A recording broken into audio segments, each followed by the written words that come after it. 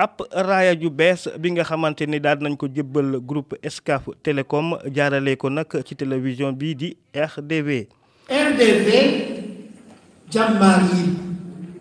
émission jàmbaar yi moom lañu tabb mu nekk émission bi nga xamante ne daanaka moom la askan bi gën a taamu rawatina nag ci ab manifestation bi nga xamante ne ñu ngi koy duppee Calebasse d'or 2018. di ab neexal bi nga xamante ne dafa ñëw rek daal di jëmmal liggéey bu am solo bi nga xamante ni RDV mu ngi koy def rawatina nag ci émission bii di jàmbaar yi di émission bi nga xamante ne day fësal liggéey bu am solo bi nga xamante ne daanaka takk der yi ñu ngi koy def ci miim réew ak ci biti. naam